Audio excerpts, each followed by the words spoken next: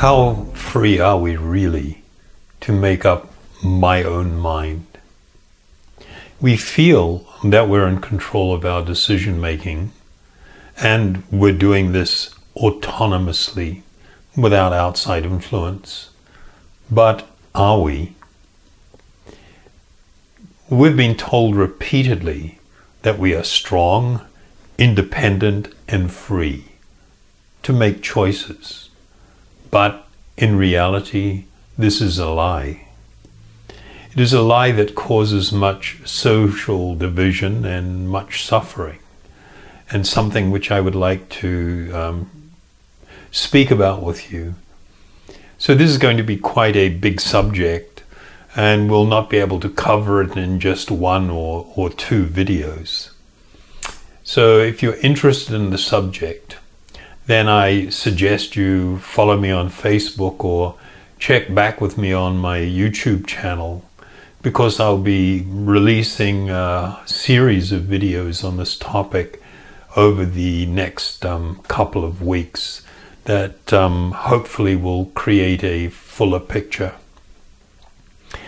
So today we're going to be looking at how, through advertising in all of its different forms, that is both overt and covert, stuff that we're clearly aware of and that which we're not, we are actually being manipulated to desire and want things, and then we are convinced that we are freely making choices and becoming empowered by making those choices.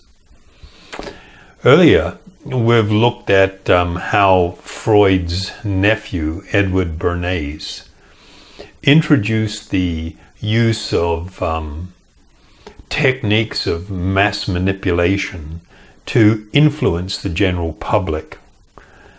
Today we'll be looking more closely at how he did that through what he termed as the engineering of consent.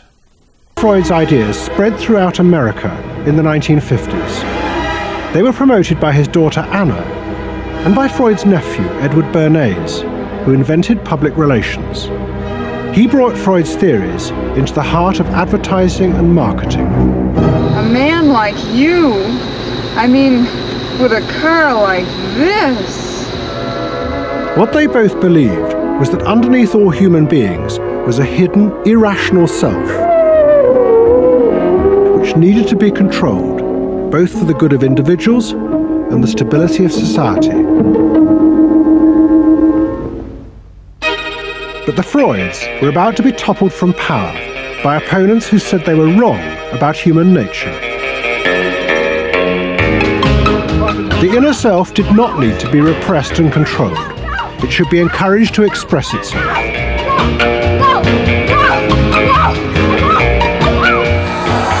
Out of this would come a new type of strong human being and a better society. But what in fact emerged from this revolution was the very opposite. An isolated, vulnerable, and above all greedy self, far more open to manipulation by both business and politics than anything that had gone before. Those in power would now control the self, not by repressing it, but by feeding its infinite desires. In the final sentence of that clip from a BBC documentary, they state that those in power would now control the self, meaning ourselves, individuals, by repressing it, not by repressing it rather, but by feeding its infinite desires.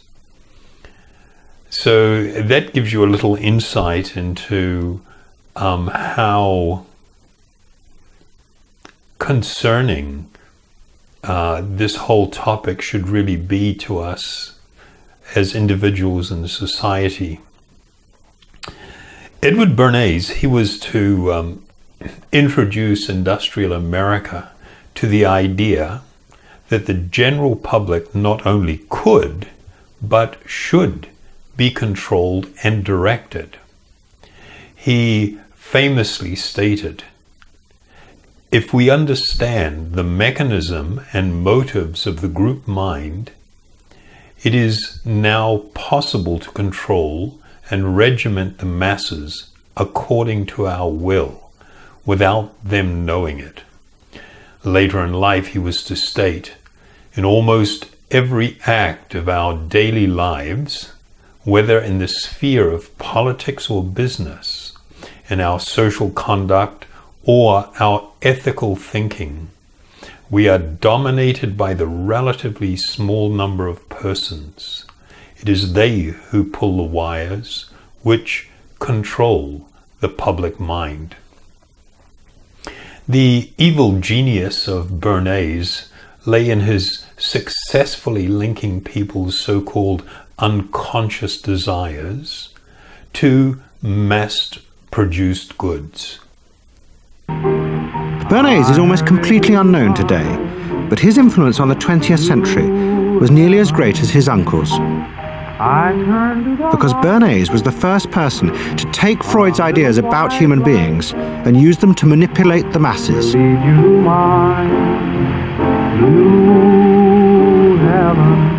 He showed American corporations for the first time how they could make people want things they didn't need by linking mass-produced goods to their unconscious desires.